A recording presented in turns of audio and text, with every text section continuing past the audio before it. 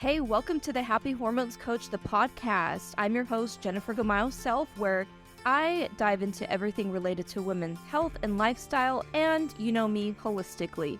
So join me, your host, as we explore the intricacies of female hormones, discuss tips and strategies for managing stress and anxiety, and discover ways to live a healthier and happier, more fulfilling life. From nutrition to fitness, mindfulness to relationships, I cover it all.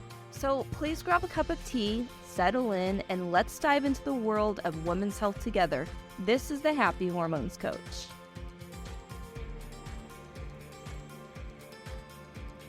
Hey, welcome back to the Happy Hormones Coach show, dedicated to women's health and natural approaches to harnessing your symptoms, elevating your moods, and maintaining your best well-being.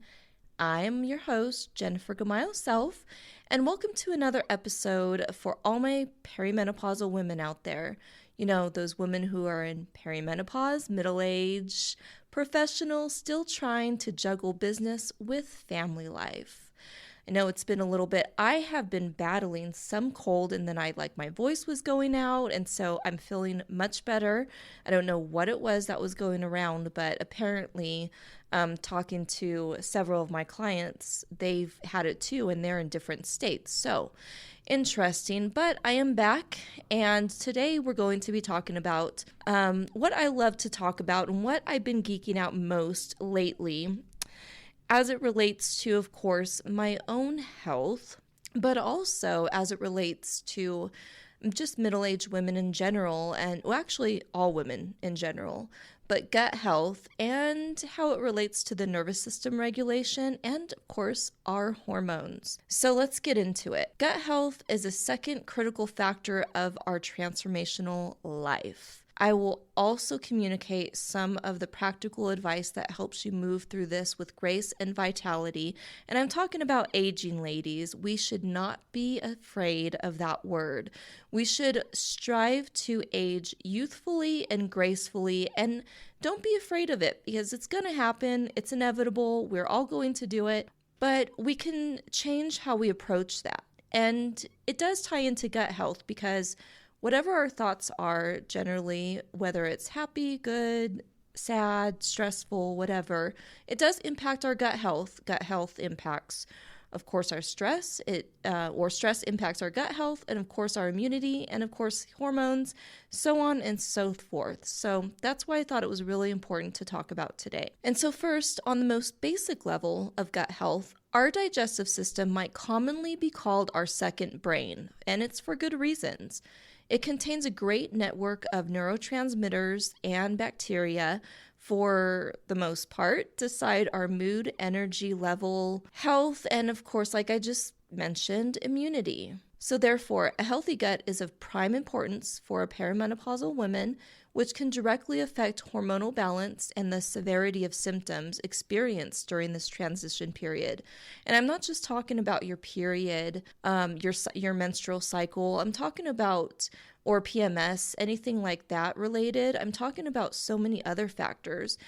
I'm talking about anxiety, any other like mental health symptoms that we may be struggling with like mood swings, anxiety, depression, anything like that as well that we can experience. So it's not just physical, but it is also mental as well. And so at just that time, it is balanced gut flora that specifically supports estrogen metabolism. And this is important, especially as we age. And it helps counter the two main complaints of perimenopause, which are mood swings and hot flashes. You know, you feel like you're sleeping well, or you're in the middle of the day, you feel really good, it's actually not hot out, and then you just get a sudden burst of just heat and hot, and it's like, what is going on? Where's the freezer at? Yeah, it's kind of like that. Now, moving on to the nervous system. So during perimenopause, the hormonal upsets act somewhat like a stressor. So to say, like, switch our nervous system into an almost constant high alert, thereby evoking anxiety, depression, fatigue, like tiredness, But then there's good news after all. So the symptoms can drop to a great extent if the nervous system is regulated through specific practices. So, for example, good exercises like deep belly breaths. And it's not just about just breathing, but it's really good belly breaths. So, like deep breathing, meditation or prayer, Pilates or gentle stretching. All are very helpful for releasing stress, helping your lymphatic system drain. So we need a good drainage in there and getting our blood circulated. So, and it also keeps hormones in balance. And considering perimenopause, one would be tempted to know how the gut could further affect the nervous system. And this is where the part played by the gut-brain axis comes in. So it's like the HPA axis. Comes in a very complex communication network, and it's between our gut and brain. And this indicates that a healthy gut contributes to a resilient nervous system through which emotions and stress can be managed effectively. So, through our nervous system and through our gut, with them communicating, they just talk to one another, and that's where our emotions, our stress, that's where everything can have an impact because they speak to each other. They're in that communication all the time. And so for perimenopausal women, this is undoubtedly twofold, as an optimally emphasized gut does not only assure better hormonal balance, but it also is better resilience to improve stress and our thoughts. So now moving forward to the very part you have been waiting for, practical tips on increasing your gut health and toning down your nervous system amidst a busy life, because we are all professionals, we have families, and it is hard dealing with just regular day-to-day life and having a busy practice or in corporate or whatever you do. I know you're a busy professional woman out there, and just struggling with these different symptoms that we're getting as we age. And so it's like it's all new to us. We've never been here before. And so we really having to navigate all that can be very stressful. And that's what I want to talk about, is some practical tips to leave you with that you can just take slowly and start slowly moving towards that. And of course, this is very general. If there's anything like specific for whatever you're dealing with, if there's any diagnosis or anything that you have, always talk with your practitioner. This is just very basic foundations. And of course, there's no one size fits all, but you can start small and see what applies to you, what you can do practically in your life. So first, consider consuming enough probiotic foods. So like the fermented vegetables, kefir, yogurt. Yogurt also does have non-dairy options as well, to keep up with a good level of your gut microbiome. And then second, work stress. Like you just want to bust the stress that's in your work every day into your life. So such as 5 minutes of deep belly breaths or a quick morning meditation or prayer, journaling, whatever works for you. And it can be like 5 minutes. It doesn't have to be anything bad. I always, and you've heard me talk about this before, but I always do recommend having a really strict, if there's any habits that you should start making right now, I highly recommend, because it has changed my life as well and my health for the better.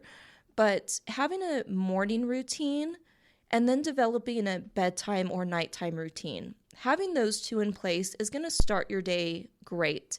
And it's going to set the tone for the rest of your day, and to where you're not rushing, but you're just in this better, it just sets your nervous system, it sets your mood and sets the tone for the day of how it's going to be. So you're not stressed or frazzled or rushing out, but you have a really good balance.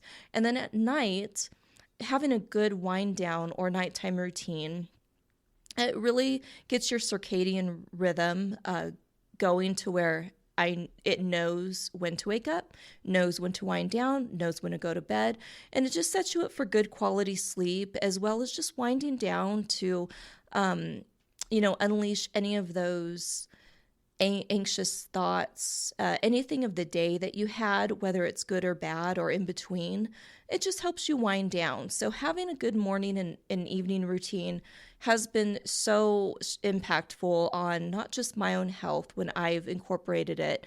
And it is a habit, and your body will get used to it. Trust me, your body will know.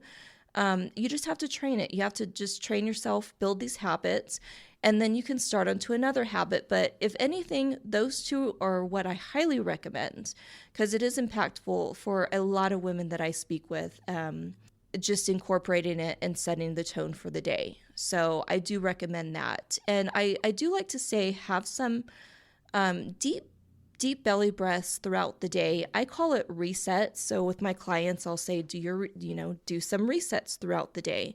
And basically it's just resetting your nervous system back to what it was, back to regular and out of that fight or flight mode.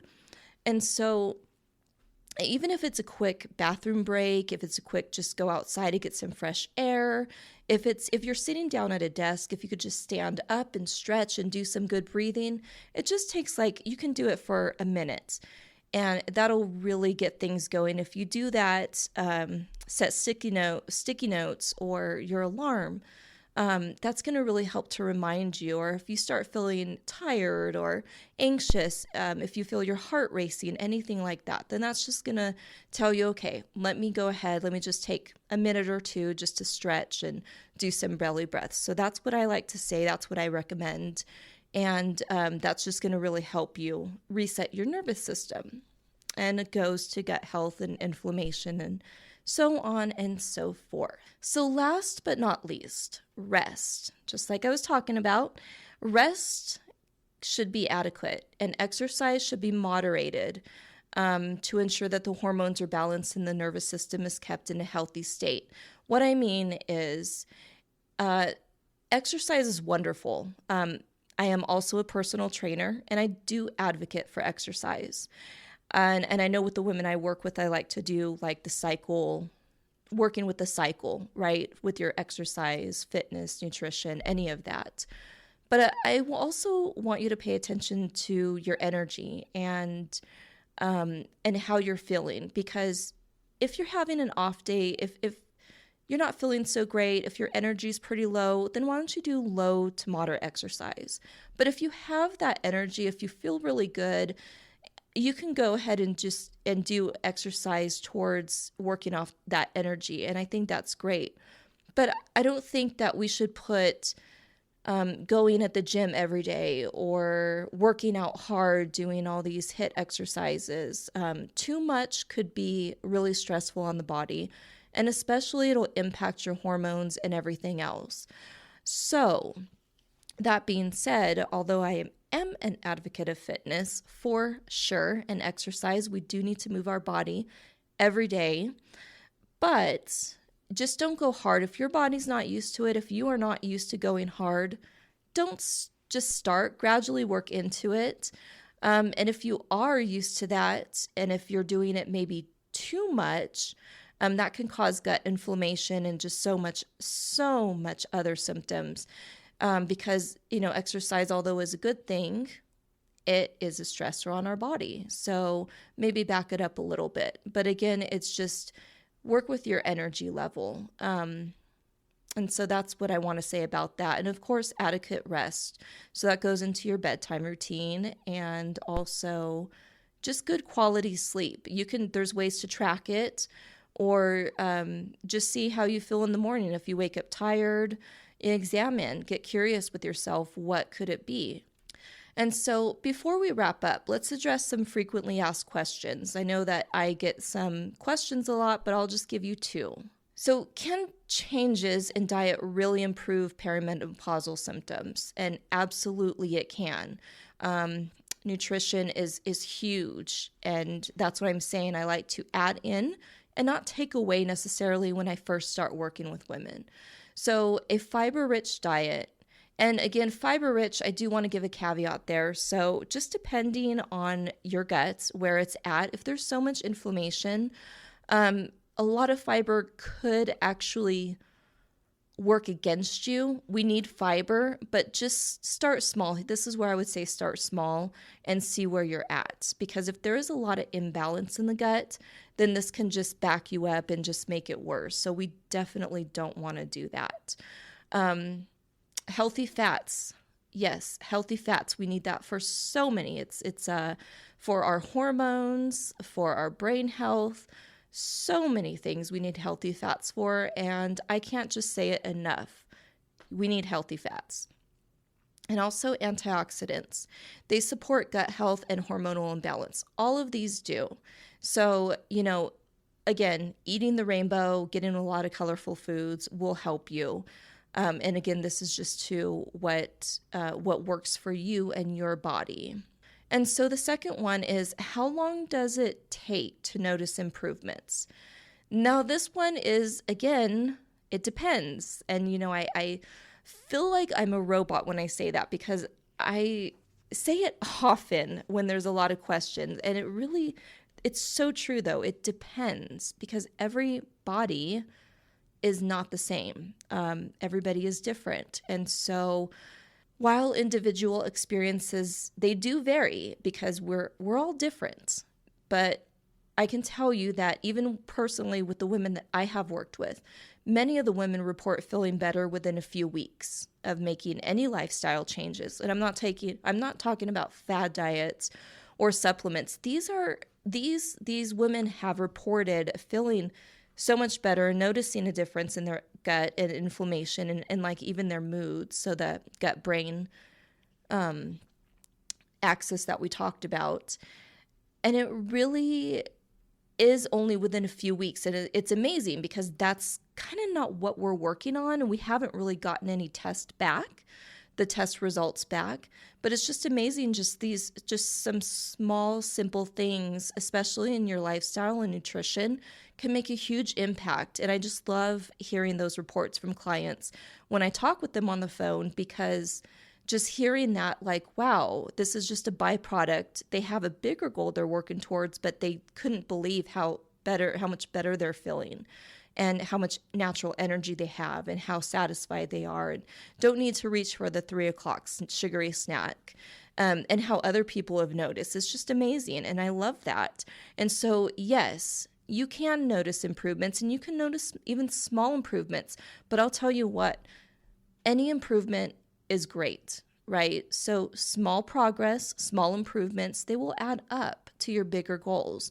Just being consistent is going to help. And so with that, it wraps up this episode. And remember, ladies, perimenopause, middle age, all this in between is a journey, and you don't have to walk it alone.